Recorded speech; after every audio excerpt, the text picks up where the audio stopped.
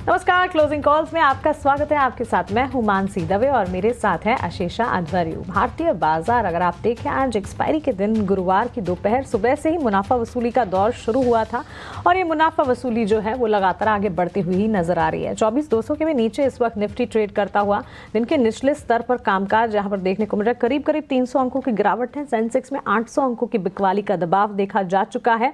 बाजार की नजर अब आने वाली अमेरिकी फेड की बैठक और इंटरेस्ट रेट डिसीजंस पर रहेगी, लेकिन खास तौर से अगर आप देखेंगे मार्केट का मूड माहौल जो है, कह सकते हैं कि 2 दिन के एक एक्शन के बाद, जो कि बिल्कुल टेम्पररी एक्शन देखने को मिला, उसके ठीक बाद मार्केट का मूड माहौल फिर से जैसा पिछले 4 हफ्तों से चल रहा है वैसे ही कमजोरी भरा रहा।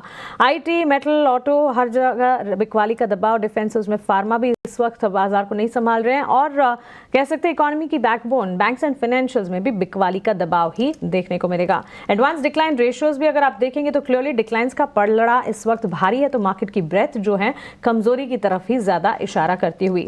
मार्केट का मूड बिल्कुल खराब, डिसअपॉइंटिंग सेशन आज सुबह से ही शुरुआत हो चुकी थी। हमने संकेत कल ही आपको दिए थे कि जो कॉन्फिडेंस है या हाई कॉन्फिडेंस है, इस पर भरोसा ज्यादा नहीं करना चाहिए, क्योंकि एक दिन का वो यूएस इलेक्शन का एक इम्पैक्ट था। प्रेसिडेंशियल इलेक्शन के जो आउटकम्स थे, कह सकते हैं बेगानी शादी में अब्दुल्ला दीवाना, इस तरह से भारतीय बाजार ट्रेड करते हुए नजर आए। लेकिन भारतीय बाजार फिर से अपने सेंटिमेंट्स जो कि बूस्ट अप नहीं कर पा रहे थे, आज फिर से वही होता हुआ दिखा। तो क्लियरली ओवर कॉन्फिडेंट नहीं होने की जो राय हमारी थी वो सही साबित होती हुई देखने को मिली। हमारे खुद के रीजन से आशीषा अगर देखेंगे भारतीय बाजार में ग्लोबल इंपैक्ट में बिल्कुल हम रिएक्ट कर रहे थे, लेकिन एफआईआईज की सेलिंग जो है एक बड़ा रीजन है। हमारे नतीजे जो मिले जुले हैं ये भी तो बड़ा रीजन है, जिसके चलते लगातार मार्केट्स में गिरावट है। बिल्कुल।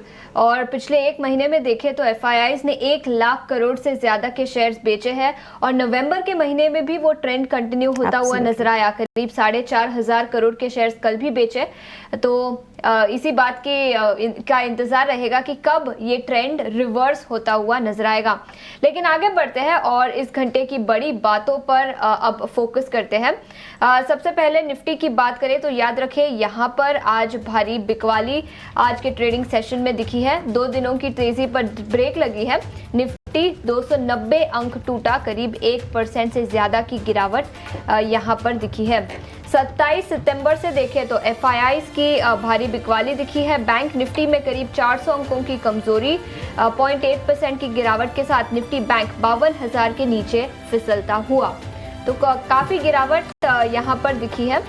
इसी के साथ कुछ सेक्टोरल इंडिसेस की बात करें तो आईटी, फार्मा और मेटल शेयरों पर सबसे ज्यादा दबाव आज के ट्रेडिंग सेशन में दिखा है। निफ्टी मेटल इंडेक्स 2.5% से ज्यादा की गिरावट आज। याद रखें चाइना के स्टिमुलस मेजर्स का अनाउंसमेंट कल सुबह आता हुआ नजर आएगा, तो मेटल शेयरों पर सबकी नजर रहेगी। आईटी सेक्टर में याद रखें कल के ट्रेडिंग सेशन में तो तेजी थी, लेकिन वो ट्रेंड रिवर्स होता हुआ नजर आया। अच्छे नतीजों के दम पर अपोलो हॉस्पिटल करीब 7% भागा। अच्छे नतीजों का अनुमान था, लेकिन अनुमान से भी बेहतर नतीजे आए। 6.5 से 7% की तेजी अपोलो हॉस्पिटल पर दिखी। इसके अलावा मिड कैप शेयरों की बात करें तो पीबी फिनटेक 6% चढ़ा। याद रखें सीएलएसए की एक रिपोर्ट आई थी, नतीजे भी थे। सीएलएसए की रिपोर्ट के चलते दूसरे दिन लगातार पीबी फिनटेक इस स्टॉक में आज के ट्रेडिंग सेशन में 4.5 से 5% की तेजी दिखी है। लेकिन बाजार पर विस्तार में चर्चा करने के लिए अब हमारे साथ ध्वनि पटेल और ओशो कृष्णन जुड़ चुके हैं। शुक्रिया समय निकालकर हमारे साथ जुड़ने के लिए। ध्वनि, आपसे पूछना चाहूंगी, पिछले 2 दिनों का ट्रेंड देखें तो second half of the day में अच्छी खासी रिकवरी दिखी थी, लेकिन आज वो ट्रेंड रिवर्स हुआ। इनफैक्ट काफी गिरावट भी दिखी है भारतीय बाजारों में। क्या राय होनी चाहिए इंडेक्स लेवल पर, निफ्टी और बैंक निफ्टी दोनों पर, कौन से लेवल्स पर हमें नजर रखनी चाहिए?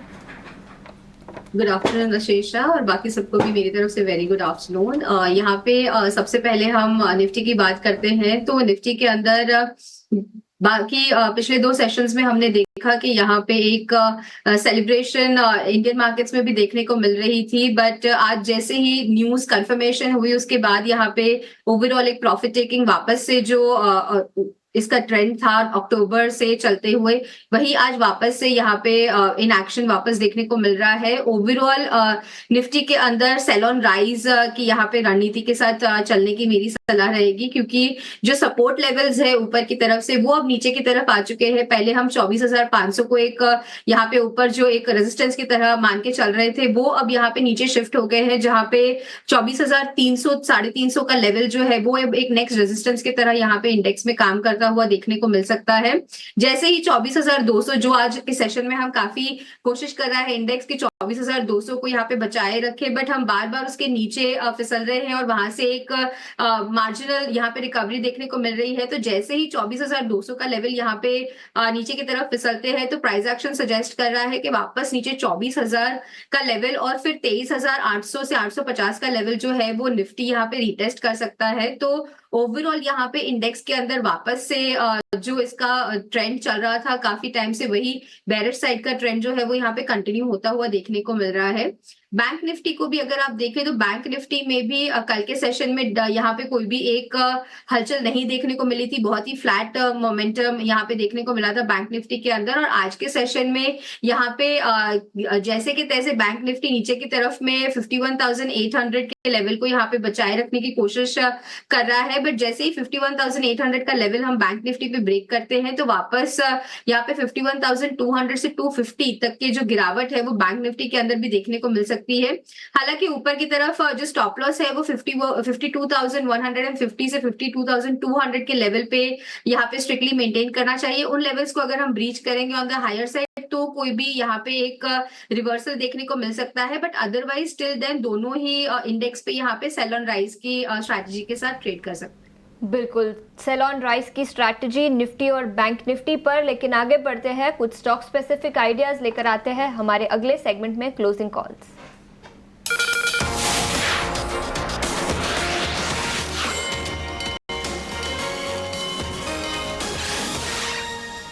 ओशो, सबसे पहले आपसे पूछूंगी, गिरावट के बाद कमाई के मौके कहां पर दिख रहे हैं? वेरी गुड आफ्टरनून जी। सबसे पहले देखिए, आज जैसा मार्केट में देखने को मिल रहा है कि हायर लेवल्स पे सस्टेनेंस नहीं है, तो ये थोड़ा चैलेंजिंग सिनारियो है। बिकॉज यहाँ पे ऐसे मार्केट में, डल मार्केट में, वो भी वीकली सेटलमेंट सेशन के दिन, ऐसा डल मार्केट में थोड़ा सा चैलेंजिंग हो जाता है अगर निफ्टी बिल्कुल 50 या 40 पॉइंट्स के ही रेंज में ट्रेड करता है तो। बट ब्रॉडर मार्केट में देखें तो अभी भी काफी सारे काउंटर्स हैं जिसमें डिसेंट ट्रैक्शन देखने को मिल रहा है। सबसे पहला मेरा दो बाई का ही रिकमेंडेशन है। सबसे पहला जो बाई रिकमेंडेशन है वो पावर सेक्टर से टाटा पावर पर है। टाटा पावर में अगर हम देखें, कल काफी स्ट्रांग मूवमेंट आई थी, आज हायर लेवल से थोड़ा सा काउंटर में सेल ऑफ देखने को मिल रहा है। बट अभी भी अगर हम देखें risk reward point of view से एंड ओवरऑल टेक्निकल स्ट्रक्चर के पॉइंट ऑफ व्यू से, तो टाटा पावर अभी भी हायर लेवल्स को सस्टेनेंस दिखा रहा है। तो टाटा पावर पे बाई करने की सलाह है। करंट लेवल्स पे 443 44 के आसपास चल रहा है। करंट लेवल्स पे बाई करके चले। 435 जो कि इसका गैप का जोन है, बुलिश गैप का जोन है, 435 का स्टॉप लॉस मेंटेन करना है। एंड 1 से 2 दिनों के लिए 462 के टारगेट्स हम टाटा पावर पे लेकर के चल सकते हैं। सेकेंड काउंटर जिसमें थोड़ा सा कंसोलिडेशन देखने को मिल रहा है वो है LIC housing finance. LIC housing में अगर हम देखें, अभी करंटली 638 के आसपास ट्रेड कर रहा है। करंट लेवल्स पे काफी स्ट्रॉन्ग बेस सेटअप का फॉर्मेशन हो रहा है LIC पे, तो LIC को खरीद करके चला जा सकता है। 622 का स्ट्रिक्ट स्टॉप लॉस मेंटेन करें। एंड हायर लेवल्स पे पहला टारगेट रहेगा इसका 660 का, एंड जैसे ही क्रॉस करता है तो 668 670 तक के टारगेट्स हमें शॉर्ट टर्म पीरियड में ही देखने को मिल सकते हैं। तो पहली दो कॉल्स ओशो की तरफ से क्लोजिंग ट्रेड्स के तौर पर खरीदारी की ज़रूर आ रही है, लेकिन डेटा क्या इंडिकेट करता है? दोनों ही एक्सपर्ट्स का ये मानना है कि रिलक्टेंस नज़र आ रही है, कॉन्फिडेंस की कमी है, FIs की सेलिंग लगातार बरकरार है। देखिए, कल की रैली में भी FIs ने जमकर बिकवाली की है। इसी से सेंटिमेंट को समझना है, इसी से सेंटिमेंट को भापना है कि बाजार की नब्ज जो है इस वक्त कमज़ोर ही नज़र आ रही है। ऐसे सिनेरियोज में करना क्या चाहिए, एग्जैक्टली मार्केट में क्या करें, क्योंकि कोई साइंस कंफर्मेशन की नज़र नहीं आ रही है कि kind of worst is over. कुछ सेशंस जैसे कि मैंने पहले भी बताया था, 24,500 के स्तर के पार बाजार को बंद होना होगा, जो कि काफी ज्यादा चैलेंजिंग लग रहा है। जब इन स्तरों के ऊपर की तेजी एक बार हम देखेंगे और वो सस्टेन करेगी, तब बाजार में कॉन्फिडेंस एक्चुअल में वापस लौटता हुआ नजर आएगा। जब तक ये ना हो, इवन इफ कुछ सेशंस आपको मिस करने पड़े, कोई ट्रेड ना ले सके तो भी ठीक है, लेकिन यूं ही कोई ट्रेड ले लें या बाजार में उतरें, ऐसी गलती बिल्कुल ना करें। एक्सपर्ट्स की तरफ से ये राय आती हुई। ध्वनि, गुड आफ्टरनून, आपके भी क्लोजिंग ट्रेड्स हम जानना चाहेंगे। जी बिल्कुल, गुड आफ्टरनून। यहाँ पे मेरी तरफ से दो ट्रेड्स रहेंगे, एक बाय और एक सेल साइड का ट्रेड है। यहाँ पे सेल साइड पे मुझे यहाँ पे जो काउंटर पसंद में आ रहा है वो है अंबुजा सीमेंट्स का। अंबुजा सीमेंट्स का अगर आप चार्ट स्ट्रक्चर देखें तो डेफिनेटली वीक साइड का चार्ट स्ट्रक्चर ही इसके अंदर देखने को मिला है। सिंस जुलाई आप स्टार्ट से अगर देखें तो स्टॉक एक डाउनवर्ड साइड मोमेंटम इसके अंदर दिखा रहा है। आज के सेशन में हमें इसके अंदर एक फ्रेश सेलिंग देखने को मिल रही है, तो करंट लेवल से इसको आप सेल कर सकते हैं। नीचे टारगेट जो है वो 550 का रहेगा और स्टॉप लॉस आपको 538 का मेंटेन करके चलना है। दूसरा बाय साइड पे यहाँ पे मुझे पीआई इंडस्ट्रीज पसंद में आ रहा है। ओवरऑल केमिकल्स और आप फर्टिलाइजर सेक्टर को देखें तो वहां पे सिलेक्टिव बाइंग यहाँ पे देखने को मिल रही है। तो पीआई इंडस्ट्रीज के अंदर भी इस गिरावट के अंदर स्ट्रेंथ बरकरार है, तो करंट लेवल से आप उसको खरीद सकते हैं। 4800 का टारगेट लगाए और स्टॉप लॉस के तौर पे 4625 का लेवल ध्यान में रखें। की तरफ से दो कॉल्स, एक बिकवाली की, एक खरीदारी की। अंबुजा सीमेंट प्लेयर को ये शॉर्ट करने की राय और पीआई इंडस्ट्रीज 4800 के लक्ष्य को मद्देनजर रखते हुए खरीदारी की राय आती हुई। ये चार क्लोजिंग ट्रेड्स आपके स्क्रीन पर, लेकिन अब रुक करते हैं उन स्टॉक्स का जहां पर इस वक्त हम कुछ एक्शन चाहे अपसाइड या डाउन साइड में देख रहे हैं। बाजार की इस कमजोरी में कौन से प्लेयर्स हैं जो कि कंट्रीब्यूट कर रहे हैं, बाजार को संभाल रहे हैं? सबसे आगे अब भी अपोलो हॉस्पिटल खड़ा है। ऑब्वियस रीजन, अच्छे नतीजे और नतीजों का असर है जो कि अपोलो हॉस्पिटल के स्टॉक प्राइस में मेंटेन होता हुआ नजर आ रहा है। लेकिन यही जो कह सकते हैं कि अच्छा नजरिया है वो हॉस्पिटल, डायग्नोस्टिक और फार्मा में नहीं देखने को मिल रहा है। अपोलो हॉस्पिटल एकमात्र है जहां मजबूती है। इसके इतर अगर आप देखेंगे तो डिफेंस उसके तौर पर फार्मा भी आज बाजार को कुछ खास संभाल नहीं पा रहे हैं। इसके ठीक पीछे एसबीआई के काउंटर पर नजर होनी चाहिए। कंपनी के नतीजे भी आने वाले हैं और नतीजों से ठीक पहले अगर एसबीआई को देखें मजबूती के साथ सेकंड है इन लाइन जो कि बाजार को कंट्रीब्यूट कर रहा है आफ्टर अपोलो हॉस्पिटल। नतीजों से उम्मीदें भी हैं, ब्याज से आय और मुनाफे में बढ़त का अनुमान नतीजों से एक्सपेक्टेड है। ओशो एसबीआई के चार्ट्स देखें और एक बार अपनी राय दीजिए यहाँ पर। और एक मिनट, ओशो इससे पहले एस्कॉच क्यूबोटा के नतीजे आए हैं, नतीजों को एक बार व्यूवर्स के सामने रख देते हैं। कंसोलिडेटेड आय का आंकड़ा हमारे सामने आया जहां बढ़त देखने को मिल रही है। 2478 करोड़ से ये बड़ा है। मुनाफे में 54% की बढ़त है, 324 करोड़ का आंकड़ा मुनाफे के फ्रंट पर। सालाना आधार पर एस्कॉच क्यूबोटा के नतीजे आते हुए नतीजों का इस वक्त असर नहीं दिख रहा है क्योंकि बाजार डाउन ट्रेंड में है, लेकिन 2478 करोड़ से आय बढ़ी है, 2488 करोड़ पर ही आती हुई दिखी है। तो सालाना आधार पर कंपनी की आय में इजाफा देखने को मिला है। मुनाफे के फ्रंट पर भी हम देख रहे हैं आंकड़ों में मजबूती देखने को मिल रही है। करीब 2% की बिकवाली, मार्जिन बिना बदलाव के 10.7% पर इंटैक्ट रहते हुए दिखे हैं। एस्कॉच क्यूबोटा 3676 के लेवल्स पर यह स्टॉक ट्रेड करता हुआ। कुछ न्यूज फ्लोज के चलते पिछले दिनों हमने देखा, खबरों में भी रहा, एस्कॉच क्यूबोटा में आज की कमजोरी है। इस पर आपकी राय क्या रहेगी? ओशो, पहले यही बता दीजिए।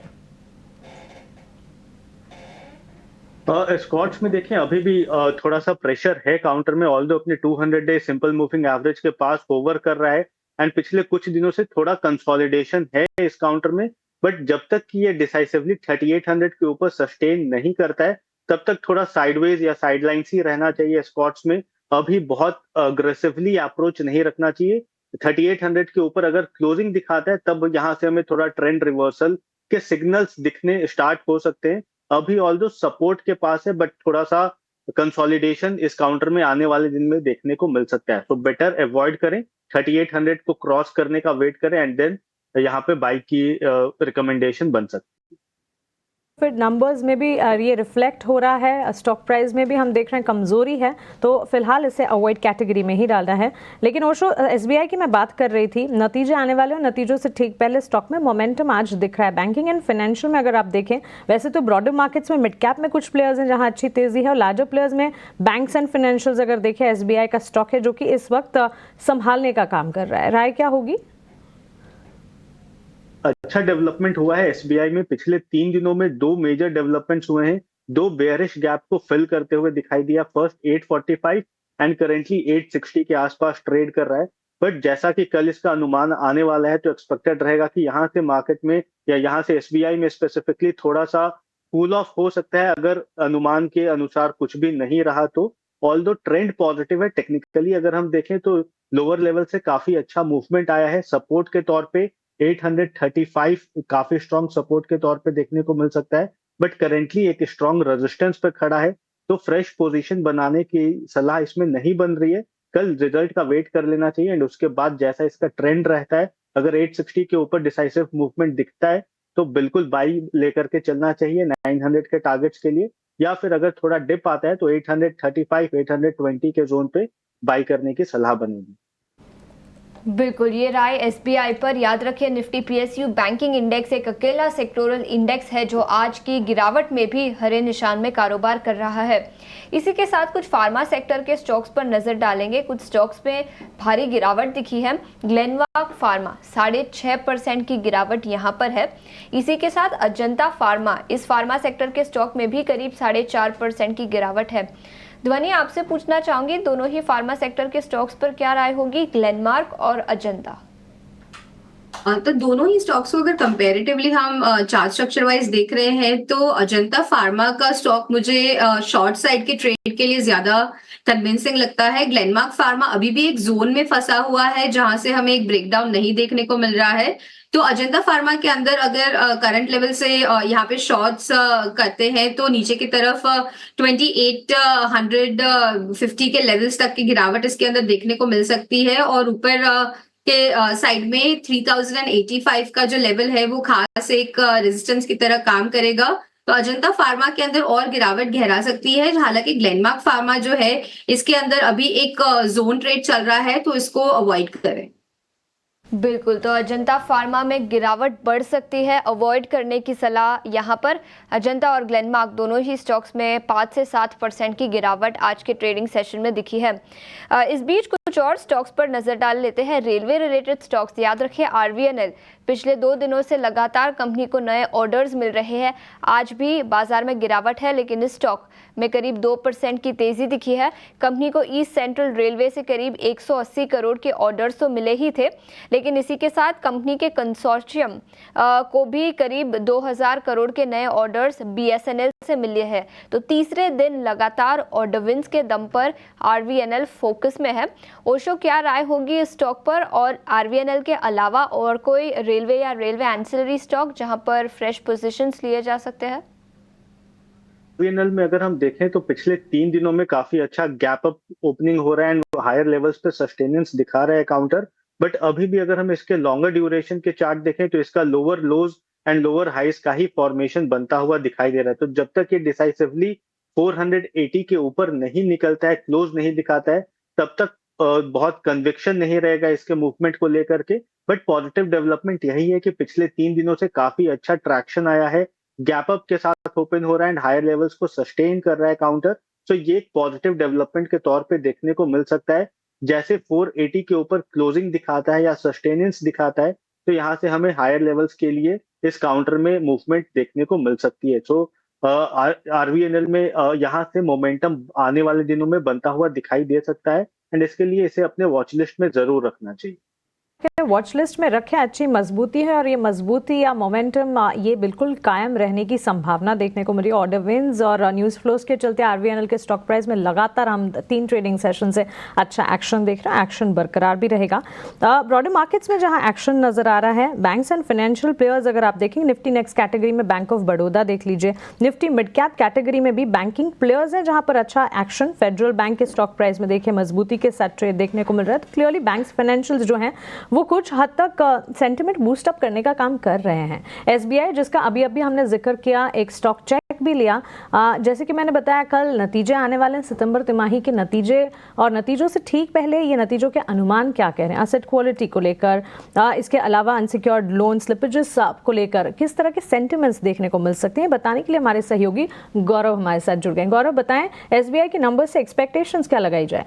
जी हाँ, तो अगर हम बात करें एसबीआई जो कि इंडिया की सबसे बड़ी बैंक है, वहाँ पे अगर हम एक्सपेक्टेशंस की बात करें सेकंड क्वार्टर से, तो कहीं पे स्ट्रॉन्ग नंबर्स एक्सपेक्टेड है। अगर हम बात करें लोन बुक की, तो वहाँ पे 15% का ग्रोथ जो है वो कहीं पे एनालिस्ट का मानना यह है कि कहीं पे बैंक की तरफ से देखने को मिल सकता है और इसी के चलते हुए कहीं पे जो नेट इंटरेस्ट इनकम है वहाँ पे 5% का ग्रोथ देखने को मिल सकता है। हालांकि अगर हम बात करें नेट इंटरेस्ट मार्जिन्स की तो वहाँ पे एक 5 बेसिस पॉइंट का डिक्लाइन हमें इस क्वार्टर में देखने को मिल सकता है और इसका मेन रीज़न ये है कि कहीं पे जो पीनल इंटरेस्ट चार्जेस है उसकी वजह से एक पार्शियल इंपैक्ट देखने को मिल सकता है और इसी के साथ साथ कहीं पे जो नॉर्मलाइजेशन है उसका ट्रेंड हमें आगे जाके देखने को मिल सकता है। बट इसी के साथ अगर हम बात करें कॉस्ट टू इनकम रेशियो की तो वहाँ पे एक कमजोरी हमें देखने को मिल सकती है और इसी के चलते हुए पीपीओपी जो कि प्री प्रोविजनल ऑपरेटिंग प्रॉफिट है वहाँ पे एक 25% का ग्रोथ जो है हमें ईयर ऑन ईयर बेसिस पे देखने को मिल सकता है। इसी के साथ अगर हम बात करें प्रॉफिटेबिलिटी की तो वहाँ पे भी 9% का ग्रोथ जो है ऐसे अनुमान है कि हमें बैंक की तरफ से देखने को मिल सकता है। और इसमें अगर सबसे मेन बात करें एसेट क्वालिटी की तो कोई भी ज़्यादा मेन कंसर्न जो है वो एनालिस्ट की तरफ से नहीं देखने को मिल रहा है। उनका मानना है कि कहीं पे एसेट क्वालिटी जो है कहीं पे स्टेबल रहेगी, ग्रॉस एनपीएस नेट एनपीएस में भी कहीं पे एक स्टेबिलिटी देखने को मिल सकती है, कहीं पे गिरावट देखने को मिल सकती है।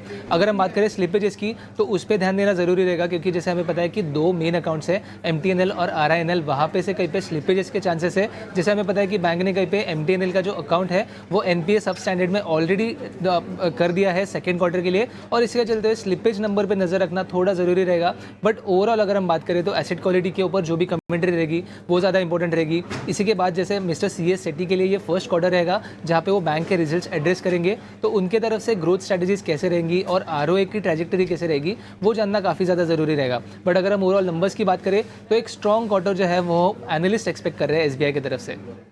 Detailed analysis Gaurav, thank you so much, शुक्रिया नतीजों के अनुमान हमारे बीच रखने के लिए। तो क्लियरली नए मैनेजमेंट के आने के बाद फिर पहली दफ़ा नतीजे होंगे तो कमेंट्री पर भी खास तौर से नज़र रखनी है कि मॉनिटरेबल्स, एसेट क्वालिटी, स्लिपेजेस में ट्रेंड और साथ ही आरओए और सस्टेनेबिलिटी, साथ ही कैपिटल रेज को लेकर क्या कुछ निकल कर आता है, कमेंट्री कैसी है उस पर खास तौर से नजर आएगी। एसबीआई नतीजों से ठीक पहले मोमेंटम है लेकिन एक्सपर्ट्स की यही राय है कि नतीजों से पहले कॉशियस रहना है, इसे वॉच लिस्ट में ही रखा जाए, कल नंबर्स देख के फिर कोई डिसीजन लिया जाए। छोटे से ब्रेक के लिए हम रुक रहे हैं, ब्रेक के उस पार बीटीएसटी एसटीबीटी कॉल्स लेंगे, आप बने रहें।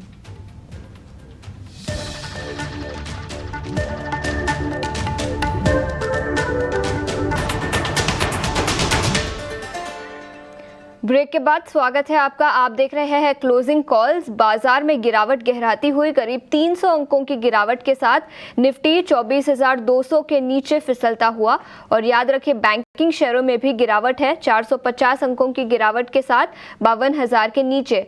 तो काफ़ी गिरावट आज के ट्रेडिंग सेशन में दिखी है, लेकिन ऐसे कुछ स्टॉक्स पर फोकस करेंगे जहां पर गिरावट के बावजूद तेजी दिखी है। एक है केईसी इंटरनेशनल, करीब 7% स्टॉक ऊपर है। याद रखिए जब भी कुछ नए ऑर्डर विन्स आते हैं स्टॉक में तेजी दिखती है। आज कोई फंडामेंटल वजह नहीं है जिसके बावजूद करीब 7% की तेजी यहां पर है। और इसी के साथ transformers and rectifiers of India, यहां पर भी 4.5% की तेजी है। ओशो, दोनों में से कोई स्टॉक जहां पर अगर आपके पोजीशंस है तो मुनाफा बांध लेने की सलाह होगी? केसी में देखें तो आज ब्रेकआउट आया है, वॉल्यूम के साथ काउंटर ने काफी स्ट्रांग मूवमेंट दिखाया है, तो बिल्कुल इसमें पोजीशंस हैं तो बिल्कुल स्टे रखें अपने इन्वेस्टमेंट्स को। एक्सपेक्टेड रहेगा कि 1 से 2 दिन और एक फॉलोअप बाइंग देखने को मिल सकती है। बहुत दिनों के बाद इतना स्ट्रांग वॉल्यूम हुआ है, ट्रेडिंग वॉल्यूम हुआ है एंड काफी स्ट्रांग मूवमेंट भी आया है, अप्रोक्सीमेटली 7% अभी ऊपर है काउंटर, तो इसे बिल्कुल होल्ड करने की सलाह है। सेकेंड काउंटर जो आपने बोला ट्रांसफॉर्मर्स एंड रेक्टिफायर्स, इस काउंटर में भी मूवमेंट काफी डिसेंट आई है, बट वॉल्यूम के टर्म्स पे इसमें ज्यादा स्ट्रॉन्ग वॉल्यूम या एवरेज वॉल्यूम से ज्यादा वॉल्यूम देखने को नहीं मिला है, तो इसमें एक बार के लिए आप अपने प्रॉफिट्स को बुक कर सकते हैं, बट केसी इंटरनेशनल को होल्ड करने की सलाह रहेगी। केसी इंटरनेशनल को होल्ड करने की सलाह। इसी के साथ BEML, यहाँ पर भी 3.5% की तेजी है और पिछले कुछ दिनों का चार्ट देखें तो एक महीने में करीब 23% की तेजी दिखी है, तो शानदार तेजी इस स्टॉक पर। ध्वनि, BEML यहाँ पर ट्रेडिंग के लिहाज से क्या रणनीति होगी? डेफिनेटली आशीषा, इसके अंदर अगर किसी की ऑलरेडी पोजीशंस है तो बने रहने की सलाह रहेगी। इनफैक्ट फ्रेश बाइंग के लिए भी करंट लेवल से आप इसको बाय कर सकते हैं।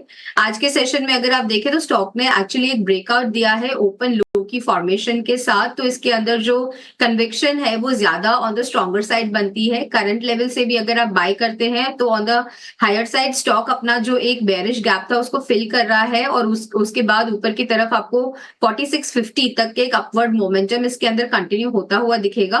स्टॉप लॉस के तौर पे नीचे आप 4150 का लेवल ध्यान में रखें। 4150 का लेवल ध्यान में रखें। ये सलाह BEML पर करीब 2.5 से 3% की तेजी यहां पर दिखी है। आगे बढ़ते हैं ऑटो सेक्टर से। टाटा मोटर्स यहां पर फोकस करेंगे। कल टाटा मोटर्स के नतीजे आएंगे मार्केट आवर्स के बाद, लेकिन नतीजे कैसे रह सकते हैं पूरी रिसर्च के साथ अब हमारे साथ सृष्टि जुड़ चुकी है। सृष्टि, गुड आफ्टरनून। बताएं टाटा मोटर्स के नतीजों से क्या एक्सपेक्ट करना चाहिए? टाटा मोटर्स नतीजों को अगर बात करें तो वहाँ पर हम देख रहे हैं कि सभी सेगमेंट्स में इस बार कहीं ना कहीं प्रेशर था। JLR की वॉल्यूम्स में गिरावट देखने को मिली, वहीं पैसेंजर व्हीकल, कमर्शियल व्हीकल की वॉल्यूम्स में थोड़ी सी गिरावट थी। तो ऑल एंड ऑल नंबर्स में वॉल्यूम को लेकर आउटलुक क्या आता है वो सबसे इंपॉर्टेंट होगा देखना, और इसके अलावा मार्जिन्स इस बार कैसे रहते हैं अक्रॉस द डिविजन्स वो भी काफ़ी इंपॉर्टेंट होगा देखने के लिए। JLR EBIT मार्जिन्स की बात करें तो वहाँ पर तिमाही दर तिमाही थोड़ी गिरावट की उम्मीद ज़रूर है। 8.2% हम ये आंकड़ा उम्मीद कर रहे हैं। वहीं इंडिया कमर्शियल व्हीकल बिजनेस में भी तिमाही दर तिमाही इनके EBITDA मार्जिन्स में प्रेशर रह सकता है। कंसोलिडेटेड बेसिस पे देखें तो इनकी आय लगभग 1,05,050 करोड़ के आसपास हम उम्मीद कर रहे हैं। EBITDA नंबर 14,470 करोड़ के आसपास, वहीं प्रॉफिट फिगर में 5,040 करोड़ या नंबर आने की उम्मीद है।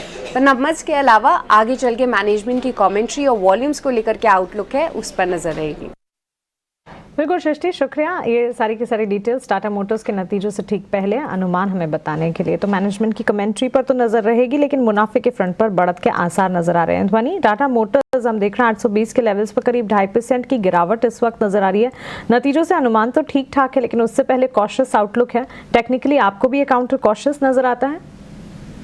जी बिल्कुल मानसी, यहाँ पे टाटा मोटर्स के अंदर टेक्निकली भी एक कॉशियस स्टैंड ही लेना चाहिए, क्योंकि ओवरऑल स्टॉक को अगर आप देखें तो हायर लेवल पे रेजिस्टेंस लेवल्स इसके जो है वो काफी स्ट्रांग देखने को मिल रहे हैं। इनफैक्ट पिछले कुछ सेशंस में भी अगर आप देखें तो स्टॉक ने यहाँ पे 840 से 45 के लेवल है उसके पास एक काफी स्ट्रांग रेजिस्टेंस दिखाया है, और विद एवरी डाउन मूव इसके अंदर जो वॉल्यूम्स का इंक्रीमेंट है वो आपको देखने को मिल रहा है। तो शॉर्टिंग की तरफ पार्टिसिपेशन जो है वो यहाँ पे कंफर्म हो रही है। ऑन द लोअर साइड यहाँ पे जो नेक्स्ट सपोर्ट लेवल स्टॉक के अंदर है वो है यहाँ पे 785 से 790 के लेवल्स के पास। तो डेफिनेटली इसके अंदर एक कॉशियस स्टैंड लेना चाहिए, गिवन दैट रिजल्ट्स भी इसके हैं ड्यू कल। तो यहाँ पर रिजल्ट्स के आने के बाद सपोर्ट लेवल्स के पास अगर स्टॉक यहाँ पे एक हॉल्ट लेता है तो फिर उसके बाद कुछ भी यहाँ पे स्ट्रैटेजी बनाई जा सकती है, बट तब तक इसको वेट एंड वॉच करें। कॉशियस आउटलुक टाटा मोटर्स पर। महिंद्रा एंड महिंद्रा को भी एक बार देखना चाहिए। स्कोर कार्ड अगर देखें, कंपनी के नतीजे आए, अनुमान से भी बेहतर नंबर्स देखने को मिले। रेवेन्यू के फ्रंट पर, मुनाफे के फ्रंट पर बढ़त ही देखने को मिली। साथ ही SUVs की अगर बात करें, रेवेन्यू मार्केट शेयर यहाँ बढ़ा है, ट्रैक्टर मार्केट शेयर में बढ़त देखने को मिली। Mahindra and Mahindra stock price में इस वक्त एक बार देखेंगे। और ओशो आप बताइए, क्योंकि नतीजे तो ठीक ठाक रहे, बाजार की उथल पुथल में इस वक्त सारे के सारे स्टॉक्स हैं जो कि परफॉर्म नहीं कर पा रहे हैं। M&M के चार्ट्स पर आपकी राय क्या होगी?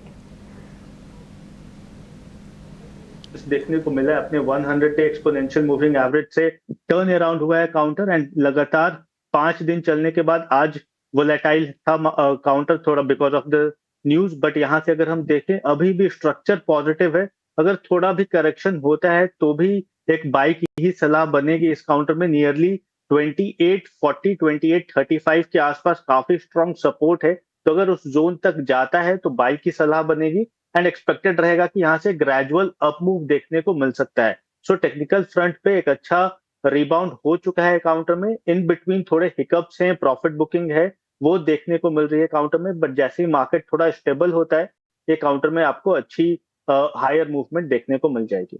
ठीक है, टेम्पररी डाउनटर्न यहाँ पर नजर आ रहा है, लेकिन नंबर्स जो हैं काफ़ी बेहतर रहे, एक्सपेक्टेशन से भी अच्छे हैं, पॉजिटिव स्टांस है, आपको मौके यहाँ पर ज़रूर मिलते हुए दिखेंगे। हमारे साथ सेंट्रम ब्रोकिंग के नीलेश जैन भी जुड़े हैं। नीलेश, आपके पास भी मैं स्ट्रैटेजी और आपके कॉल्स के लिए आती हूँ, लेकिन इस बीच एक बार हमारे सहयोगी से जान लेते हैं कि इस वक्त खबरों के दम पर एक्शन कहाँ पर देखने को मिल रहा है। क्विकली हमारे साथ गौरव जुड़े हैं।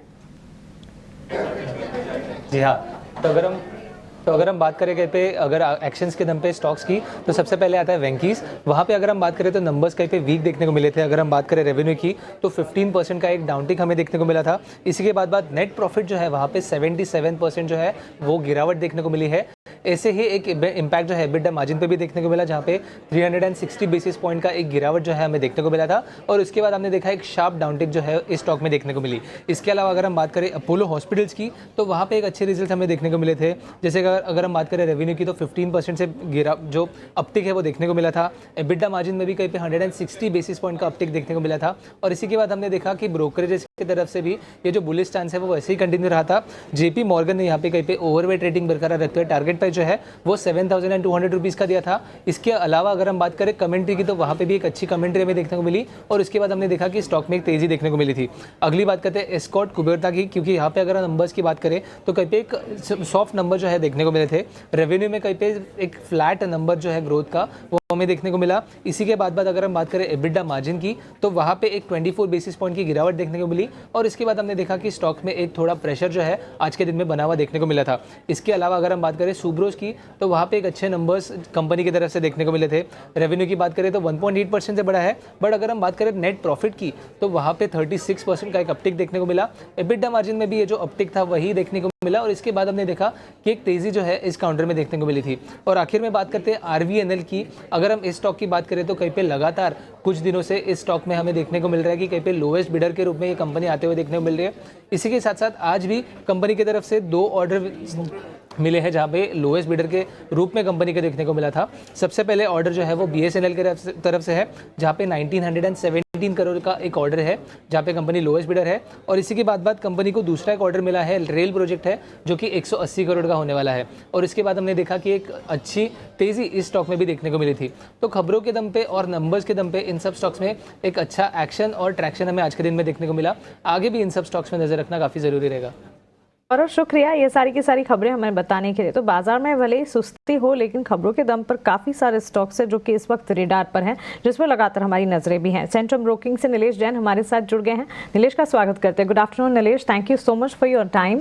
No signs of relief, pull back नजर आ रहा है। इनफैक्ट इन्वेस्टर्स कह सकते हैं mood towards the sidelines US Federal Reserve के इंटरेस्ट रेट डिसीजन से पहले।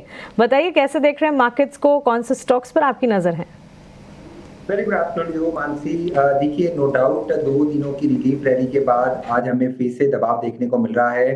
अगर हम लेवल्स की बात करें तो 24,000 का एक इम्पॉर्टेंट सपोर्ट अभी हमें देखने को मिल रहा है। वहां पे कहीं ना कहीं निफ्टी फिर से एक पॉज देता हुआ नजर आएगा। ऊपरी स्तर पर अगर हम देखें तो 21 डे मूविंग एवरेज जो कि करंटली प्लेस है 24,500 से 550 के जोन में, तो हमें एक डिसाइसिव ब्रेकआउट का इंतजार रहेगा 24,500 के ऊपर का। अगर वो देखने को मिल जाता है तब ये एक शॉर्ट टर्म बॉटम के इंडिकेशन वहां बनते हुए नजर आएंगे। बट फिलहाल बहुत जल्द होगा कहना कि यहाँ पे बॉटम बन चुका है। एक पुल बैक ऑल्दो हम फिर से एक्सपेक्ट कर सकते हैं, हो सकता है हमें कल या परसों के सेशन में यहाँ पे फिर से पुल बैक देखने को मिले। तो ओवरऑल देखिए वॉलेटिलिटी इंडेक्स यहाँ पर फिर से थोड़ा सा पुल बैक हम देख रहे हैं, बट एक कंफर्ट जोन जिसे हम कहते हैं उस कंफर्ट में अभी भी है। तो कोई बड़ी गिरावट अब यहाँ से शायद हमें देखने को ना मिले, बट एक रेंज बाउंड निफ्टी यहाँ से हमें बनता हुआ नजर आएगा। 24,000 से 24,500 की एक 500 पॉइंट ट्रेडिंग रेंज है शॉर्ट टर्म के लिहाज से। आज की जो वीकली एक्सपायरी है उसके चलते हम यहाँ पे फिर से एक दबाव जरूर देख रहे हैं। तो क्लोजिंग बेसिस पे कहीं ना कहीं 24,150 से 24,250 की जोन में एक्सपायरी हमें होती हुई नजर आएगी। स्टॉक स्पेसिफिक फोकस करने की सलाह होगी। ब्रॉडर मार्केट्स में काफी अच्छा अट्रैक्शन हमें देखने को मिल रहा है। तो ब्रॉडर मार्केट्स में देखें तो मार्क्सन फार्मा ये कैश स्टॉक है जहां पर हमें एक अच्छी स्ट्रेंथ आज के सेशन में देखने को मिल रही है। तो यहाँ पे एक फॉलोअप मूव हम एक्सपेक्ट करके चल रहे हैं। 320 के टारगेट के लिए मार्क्सन फार्मा को लॉन्ग करके चल सकते हैं एंड 290 टू 295 की जोन में काफी अच्छा सपोर्ट है, तो वहां पे स्टॉप लॉस रखने की सलाह होगी। ओवरऑल ब्रॉडर मार्केट में स्टॉक स्पेसिफिक एक्शन पर फोकस करने की सलाह होगी। चलता हुआ बाजार पर एक रेंज में कामकाज और ऑफ कोर्स एक्सपायरी है तो वॉलेटिलिटी बरकरार है जो कि नजर आ रही है। स्टॉक स्पेसिफिक मूव्स हैं जहां पर लगातार फोकस होना चाहिए और वो भी ब्रॉडर मार्केट्स में। छोटे से ब्रेक के लिए रुक रहे हैं, ब्रेक के उस पार BTST STBT बिल्कुल।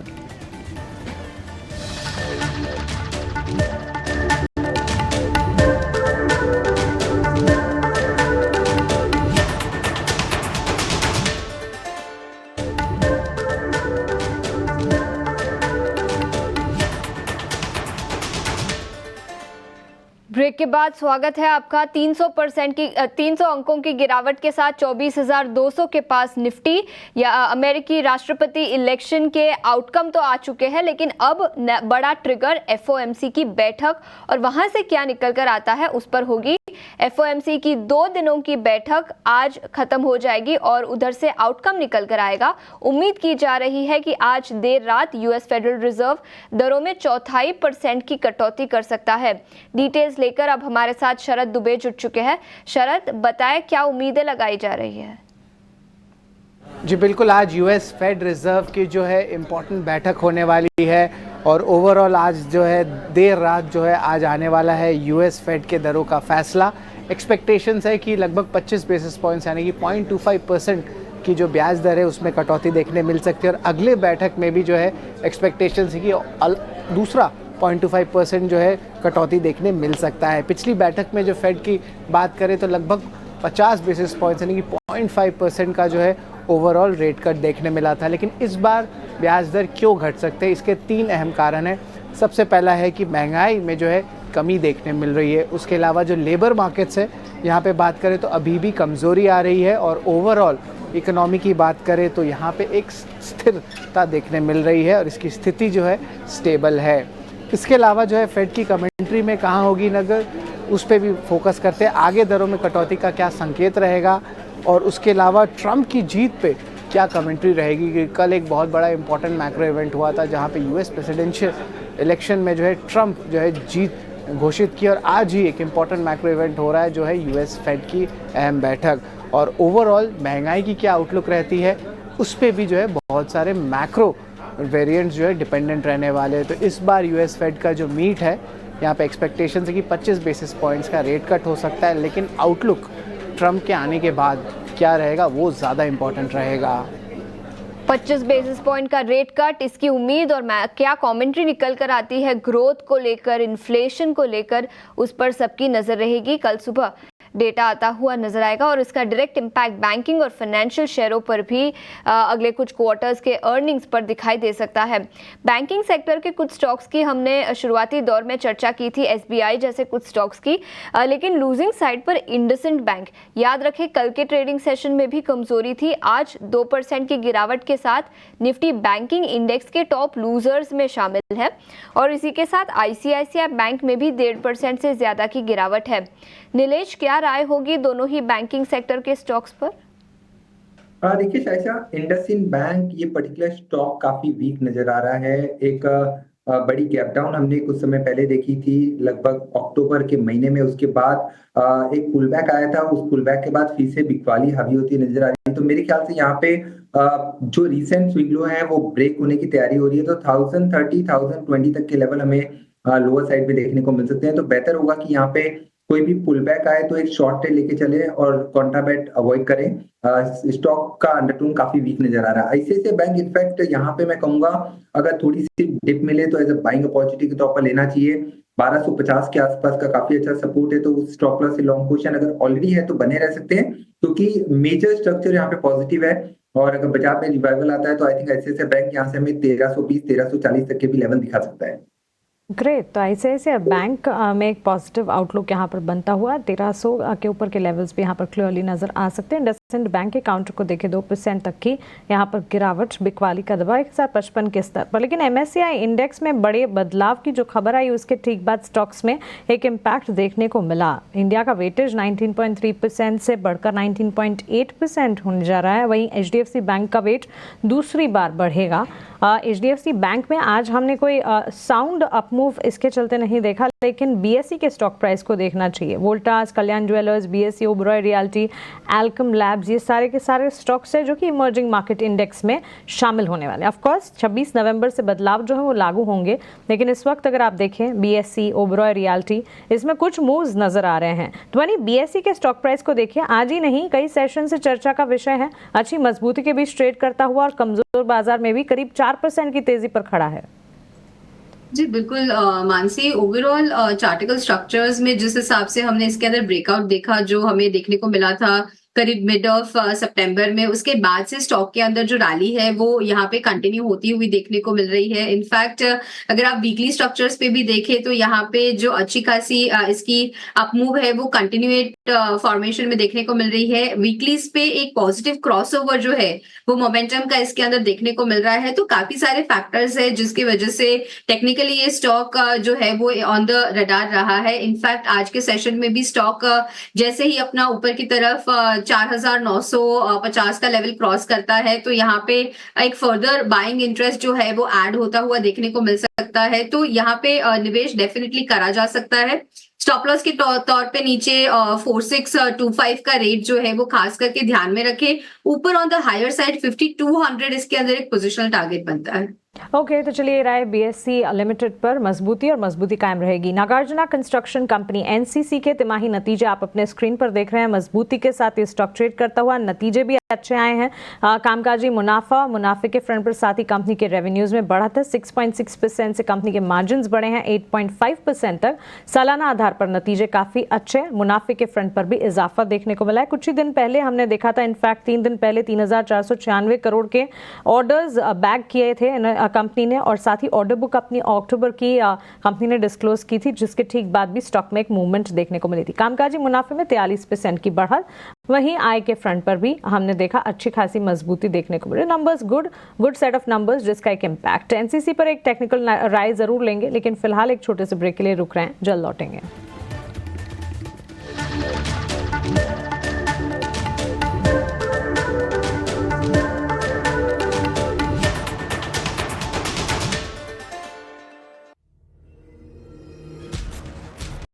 The next Indian icons, beating everyone on the globe. B6E and XEV9E. Mahindra's electric origin SUVs. Catch them at Unlimit India. Acme Solar Holdings Limited launches an initial public offering of equity shares of face value of 2 rupees each through the book building process, with a price band of rupees 275 to rupees 289 per equity share. Bid offer opens on Wednesday, November 6th. Closes Friday on November 8th, 2024. For risk factors and more details, please refer to the RHP available on the websites of SEBI, BRLM and stock exchanges in the company. अपने हिस्से की दौलत तू claim कर ले, उगते सूरज की किरणों को क्लेम कर ले। तू डर के जीना छोड़ दे, दायरों में बंध के जीना छोड़ दे।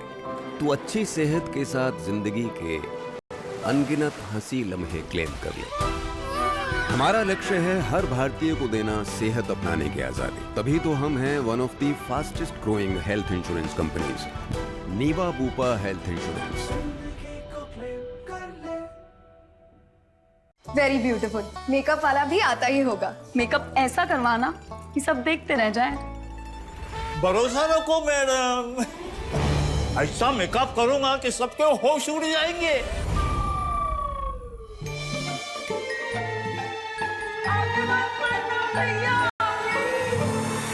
कहीं ऐसा ही कुछ आपके इन्वेस्टमेंट के साथ ना हो जाए। अपनाइए भरोसे की चॉइस और स्टॉक्स, म्यूचुअल फंड्स, आईपीओज में इन्वेस्ट कीजिए बिंदास। Download choice Phoenix today. Investments in securities market are subject to market risks. Read all the related documents carefully before investing.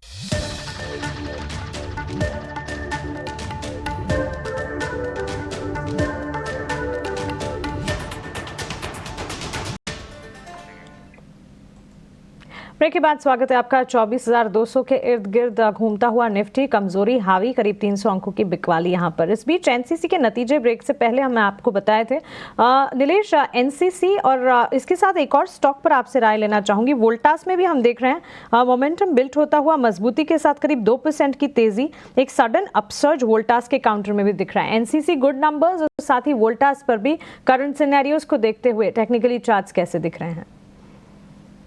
ये स्ट्रक्चर काफी पॉजिटिव है। एनसीसी का एक ब्रेकआउट हमें चार्ट पे आता हुआ नजर आ रहा है। प्राइमा फेसी नंबर्स के हिसाब से मुझे लग रहा है एक पॉजिटिव इंपैक्ट यहाँ पे देखने को मिला है।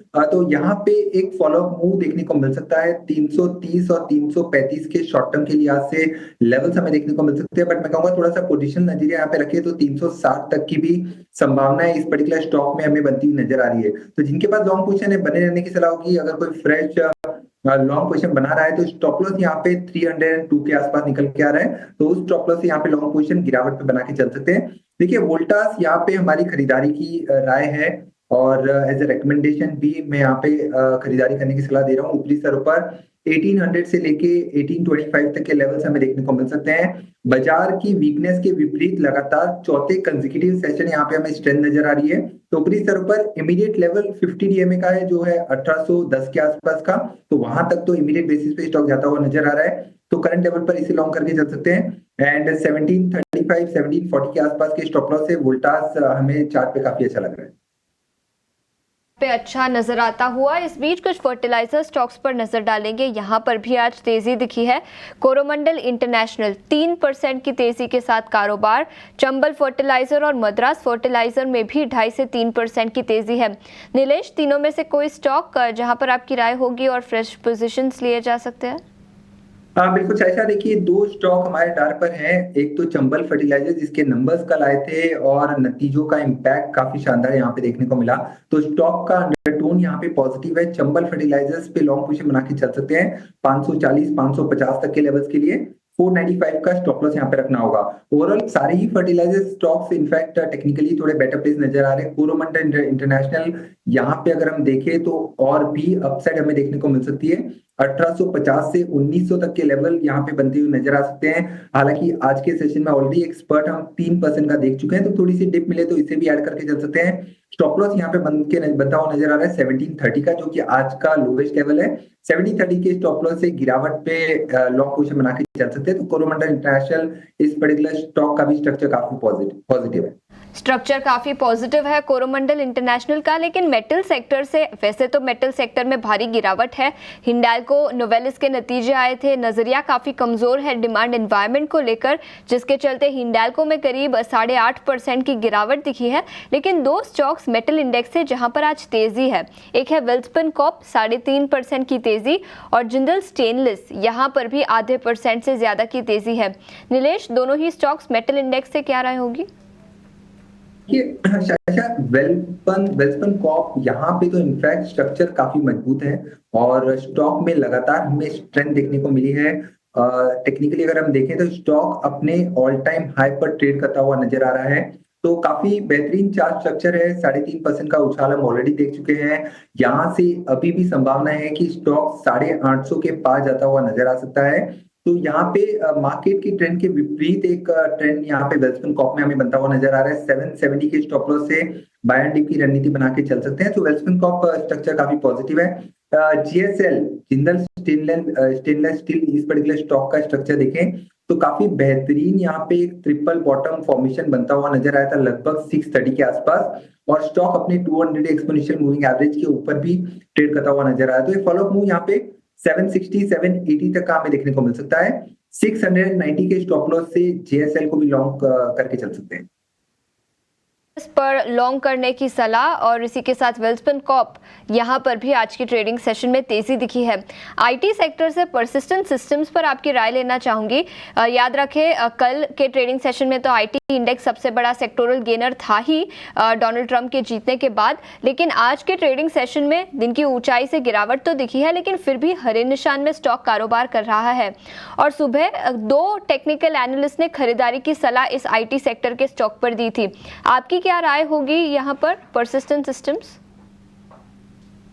बिल्कुल, देखिए साइशा, इस पर्टिकुलर स्टॉक का भी स्ट्रक्चर काफी स्ट्रॉन्ग है, क्योंकि ये अपने ऑल टाइम हाई पर ट्रेड हो रहा है और सारे ही मूविंग एवरेज, जो की मूविंग एवरेजेस है, उसके ऊपर ट्रेड होता हुआ नजर आ रहा है। और स्टॉक फिलहाल हल्का सा ओवरबॉट टेरिटरी में जरूर है, तो यहाँ पे फ्रेश खरीदारी की सलाह तो नहीं दूंगा, बट जिनके पास एग्जिस्टिंग लॉन्ग पोजीशन है वो बने रह सकते हैं। 5400 का एक ट्रेलिंग स्टॉप लॉस यहाँ पे लगाएं, थोड़ी सी डिप मिले तो लॉन्ग पोजीशन यहाँ पे बना के चल सकते हैं। स्टॉक में अभी भी पोटेंशियल है कि थोड़ा से पोजीशन लिहाज से 6000 तक के लेवल यहाँ पे बनते हुए नजर आ सकते हैं। इनफैक्ट परसिस्टेंट सिस्टम के अलावा मिड कैप और स्मॉल कैप आईटी स्पेस अभी भी आउट परफॉर्म कर रही है। आप एफएसएल ले लीजिए या फिर कोफोर्ज ले लीजिए, तो ये कुछ एक स्टॉक है जहाँ पे स्ट्रक्चर पॉजिटिव है और स्टॉक्स अपने ऑल टाइम हाई पर ही ट्रेड कर रहे हैं। तो कोफोर्ज एक दूसरा स्टॉक हो सकता है जहाँ पे 8000 प्लस तक के लेवल्स हमें देखने को मिल सकते हैं। 7600 के स्टॉप लॉस से कोफोर्ज को भी लॉन्ग करके चल सकते हैं। प्लेज अच्छा एक्शन परसिस्टेंटली अच्छा ट्रेंड हम देख रहे हैं, साथ ही कोफोर्ज के स्टॉक्स पर भी नजर होनी चाहिए।